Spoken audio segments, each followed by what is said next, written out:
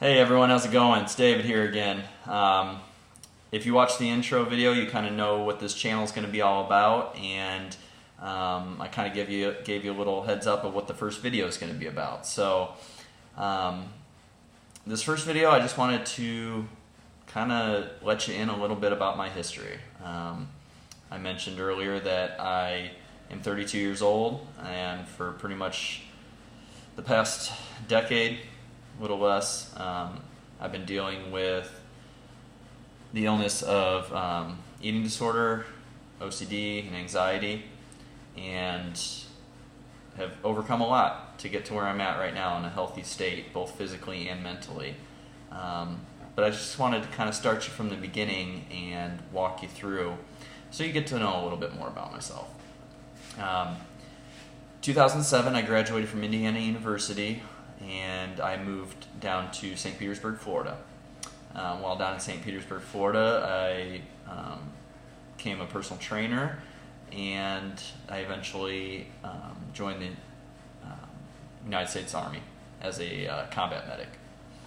My love for fitness and health has been pretty much my whole life. I've been an athlete my whole life, so I've always been conscious of what I've put in my body and how I work out, and I like to work out like an athlete. So, joining the Army was no sweat off my brow. That was fun.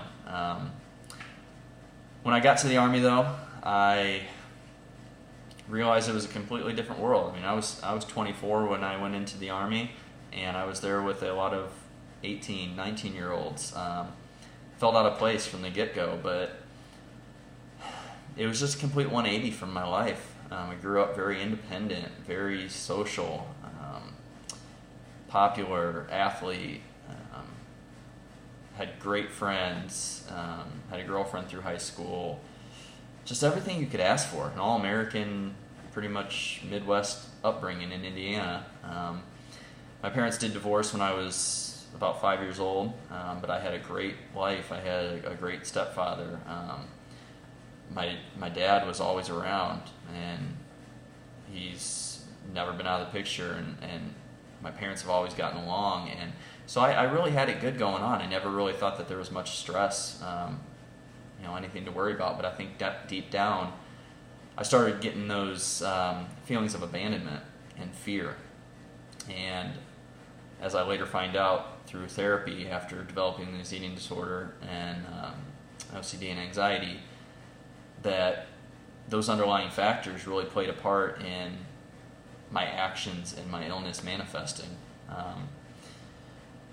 During the Army, I developed a lot of fear, a lot of anxiety. It was never fear of dying. That's not what it was. It was a fear because I lost control. I lost control of me. I was taking orders. I didn't feel like I had any say-so in my life, and never knew when I was going to eat, what I was going to eat, when I was going to sleep, where I was going to sleep, for how long. It was just a big shock to me mentally, and it started wearing on me more and more. And looking back on it, I think the experience of all that trauma from the get-go played a big part in my eating disorder, because I started obsessing, planning everything, hoarding food. I would over-exercise to kind of outrun the anxiety that I was feeling and the fear. It was the one thing that I could do that I felt like I had control over, my exercise and controlling my eating. And by doing so, I was under-eating. I was overstressing my body. And this went on pretty much from the start of basic training, but where it really took a turn was when I was deployed overseas. When you're deployed overseas, there's not much to do except work, sleep, and work out. And tensions are on high when you're over there, and the way that my anxiety started developing and becoming more severe, the only thing I knew how to do was keep controlling my eating and my exercise, and I did that to a very devastating level. When I got back to base, I just pretty much kept going off the deep end. I would get up at 3 o'clock in the morning and go to the gym on base and work out before I went to 5 a.m. morning PT sessions. This is how bad it got. And it just kind of felt like I wasn't living. I felt like I was a robot, and just kind of lost myself along the way. So we'll fast forward to December of 2011. I checked into the hospital at 94 pounds. I will later on post pictures of how bad it got, but I was on life support, hooked up to monitors in the ICU. They actually even flew my parents up to be by my side because they didn't expect me to get through the night. My heart rate had dropped down to, resting heart rate had dropped down to 30, and actually during the night at times it fell down to 27, 28 beats per minute. My blood pressure was way down, the 70s over 55. Core temperature was dropping. I mean, I was pretty much done. Still, this whole time, never knowing that it was an eating disorder that was driving this. I thought something was wrong. I thought I was sick. You know, I was a PT stud all through the Army, all growing up, and really the only reason I went into the hospital to get blood work done was because my PT scores started to fall, and I thought, oh wow, there's something wrong. Didn't think that it was an eating disorder. I mean, men don't get eating disorders, do they? I sure didn't think they did. But I think this is an area that needs to be talked about more because it does happen, and I think it's very common actually among military men, but it's unfortunate that too many people don't seek treatment. So I checked into the hospital, and they didn't let me leave for the whole month of December. Actually into January. I spent Christmas and New Year's at the hospital on base, and after that, after hundreds of thousands of dollars of tests being run,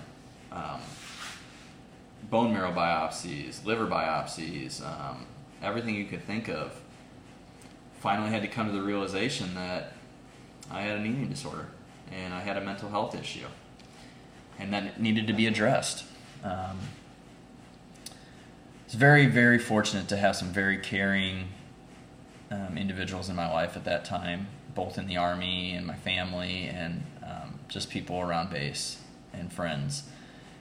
And I was actually able to get into an inpatient facility in California through the Army. That was a shock to me. That was a major shock. It was actually did nothing. I got down there, was not into it, still was kind of in denial, I guess, for a little bit.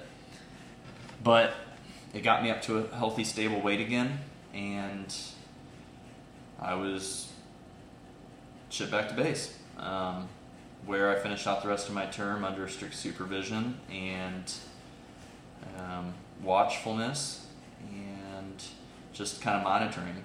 But it's a tough time. It was a very, very dark time in my life, and not one I like to relive, but one that needs to be relived, because in order for me to be able to help other people, I need to look back on what I was doing and how I was killing myself so that other people don't suffer the way I did and can learn from my mistakes.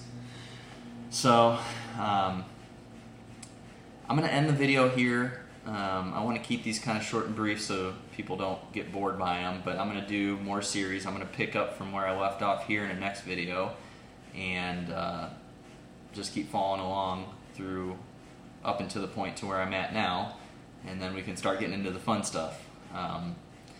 workout videos, nutrition, lifestyle, everything like that. But I just want to thank you guys for tuning into this first one. This isn't an easy topic to talk about, but it's one that needs to be talked about, and one that I am glad I am still able to be here to talk about and help people. So I look forward to more posts and more videos and helping out people and just making this fitness channel grow. I want to be a I don't want to say pioneer, but I want to be an inspiration in this industry. I want people to be able to look at me and know that I'm for real, know that I have their best interest in heart, and everything I say is just because it comes from the passion and the love I have inside of me for life, for lifting, for nutrition, for everything about health and fitness, mind, body, and soul.